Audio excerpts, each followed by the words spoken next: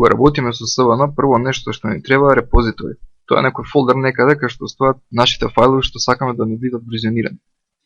Сега прво правиме чекаут, а истото може да го направиме на повеќе компјутери, или уствари тоа е поентато, тимски да се работи. И моментално, значи, двата компјутери се синхронизирани со фајловите што се наоѓаат на репозиторите. Значи, истите фајлови што ги имате тука, ги имате и на другите два компјутери. Сега, веќе кога работиме со фајлови, да речеме некој файл што се наоѓа на нашата локална копија, за овој файл да го синхронизираме со овој компјутер, прво нешто што треба да направиме е да го комитираме истиот файл. Тоа значи да испратиме верзија од овој файл, да го комитираме на репозиторите. Од кога ќе го комитираме тој файл, овој компјутер потребно да направи апдейт на своите фајлови за да ја добие последната верзија која е комитирана на репозиторите.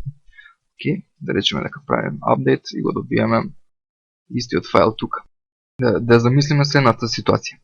Вие сега во моментот почнувате да работите на вашиот файл или код и од кој ќе завршите со промените, пробувате да го комитирате на сервер.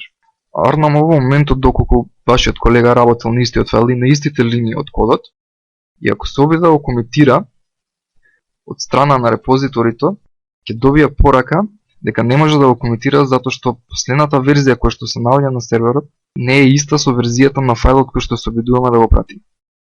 Сега, за да му надминеме овој проблем, потребно ни е да си направиме апдейт и да преземеме последната верзија што се наоѓа на репозиторите.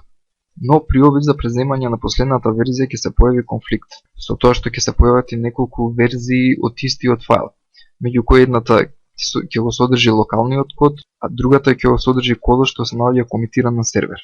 Но во нашиот главен файл, тоа значи овој файл, во него веќе постои некој обид да се спојат промените што биле направени. Сега со наша интервенција, значи може да го отвориме фајлот да видиме што е проблемот, или пак може да се користат визуелни алатки за споредба на верзиите со што ќе видиме точно која била направена промената.